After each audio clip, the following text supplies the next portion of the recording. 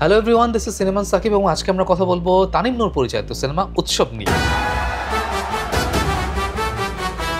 কি ব্যাপার আঙ্কেল, এত চেক আউট করতেছেন কেন? এবং এই সিনেমাটি এবারে ঈদে মুক্তি পেয়েছে এবং মুক্তির পর থেকে ফ্যামিলি অডিয়েন্সের কাছে অন্যতম পছন্দের সিনেমা হয়ে যাচ্ছে এবং সেটা অবশ্যই অনুমেয় ছিল যখন আমরা টিজার ট্রেলার দেখেছি তখন থেকে।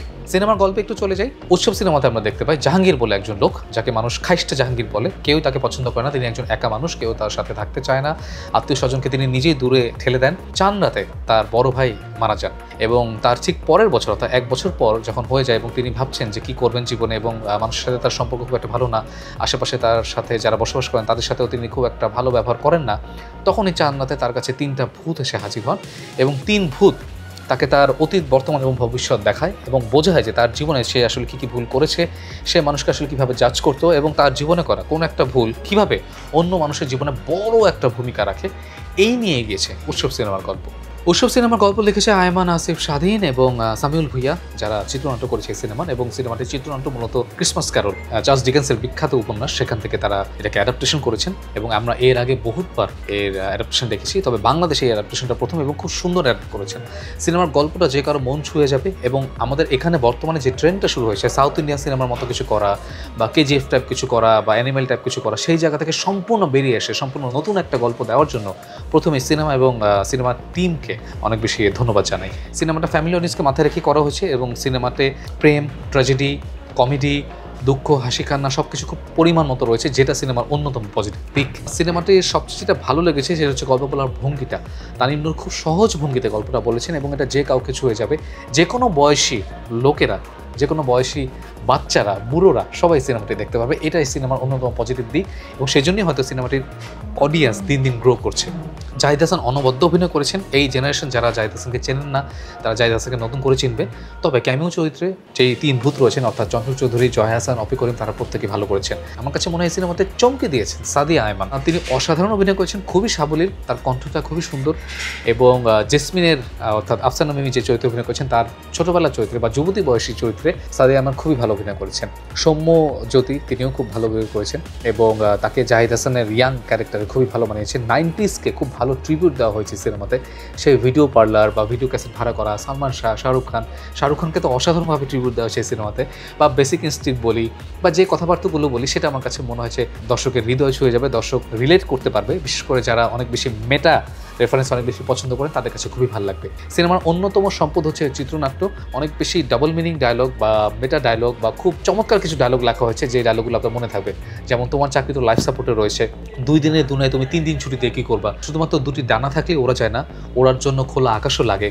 এছাড়াও আরও অনেক চমৎকার সব ডায়লগ রয়েছে, যেমন ধার দিলে শুধুমাত্র পয়সা পাওয়া যায়, ভালোবাসা পাওয়া যায় না। এই সমস্ত ডায়লগ সিনেমা শেষে আপনার মাথায় গেঁথে থাকবে। সিনেমাটি যেসব জায়গায় শ্যুট করা হয়েছে খুব রিয়েলিস্টিক লোকেশনে, মোহাম্মদপুর থেকে শুরু করে রাজশাহী, যেসব জায়গায় শ্যুট করা হয়েছে সেটা আপনাকে রিয়েলিস্টিক একটা ফিল দিবে এবং আপনাকে সেই 90s-এর ভাইবটা খুব বেশি ভালো করে মনে করাবে।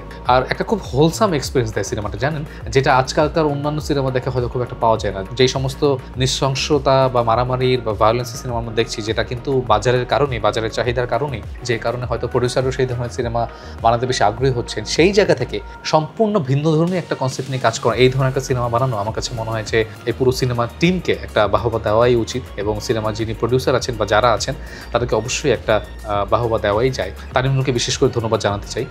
জাহিদ হাসান কিছু ইমোশনাল দৃশ্যে অসাধারণ অভিনয় করেছেন। অভিনয় নিয়ে কী বলবো, প্রত্যেকে অভিনয়। ও হ্যাঁ, ইদানিং অল্প চরিত্র করে বিশাল ইম্প্যাক্ট ফেলার ক্ষেত্রে সুনেরা বিনতে কামাল খুব ভালো ভূমিকা রাখছে। দাগিতেও আমরা তাকে দেখেছিলাম, এই সিনেমাতেও তিনি তাই করেছেন, ছোট্ট একটা চরিত্র করে খুব সুন্দর ভূমিকা রেখে গেছেন। নেগেটিভ দিক যদি বলতে চাই, আমার কাছে কালার গ্রেডিংটা আমার কাছে মনে হয় সিনেমাটা আরও ভালো হতে পারতো। সিনেমাটা রাশিদ জামান শ্যুট করেছেন, বাট রাশিদ জামান ভাই আমার কাছে মনে হয় এর চেয়ে অনেক ভালো শ্যুট করতে পারেন। সেই জায়গা থেকে আমার কাছে মনে হয় যে একটু হলেও খামতি থেকে যাবে। বা দিন শেষে গল্প, চিত্রনাট্য, অভিনয় এমন অসাধারণ একটা ফিলিংস দেয় যেটা আসলে বলার বাইরে। বাংলাদেশে ঈদে যেসব সিনেমা মুক্তি পায় সেটা কখনো ঈদ নিয়ে সিনেমা হয় না, এই সিনেমাটা কিন্তু ঈদ নিয়ে আমার কাছে মনে হয় না বাংলাদেশে এর আগে সিনেমা হয়েছে।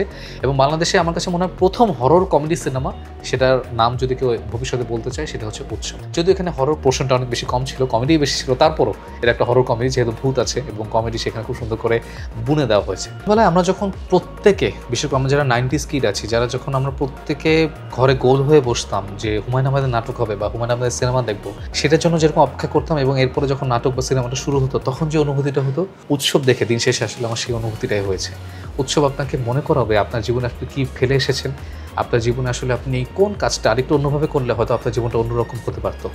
এই অনুভূতি আজকাল খুব কম সিনেমায় আসলে দেয়, এবং এই অনুভূতিটা জাগানোর জন্য হলেও নিজের জীবনে আপনি কী আচরণ করেছে, সেই আচরণ অন্যজনের উপর কী ইফেক্ট ফেলেছে, সবসময় যে আসলে আপনিই সঠিক না, আপনি যে আসলে ভুলও হতে পারেন, আসলে আপনি আপনার ঘটনাটা অন্যভাবে যদি দেখতেন, আপনার দৃষ্টিভঙ্গি যদি আপনি পরিবর্তন করতেন, তাহলে আপনি আসলে জীবনে কী কী অ্যাচিভ করতে পারতেন সেটা আপনাকে উৎসব মনে করিয়ে দেবে।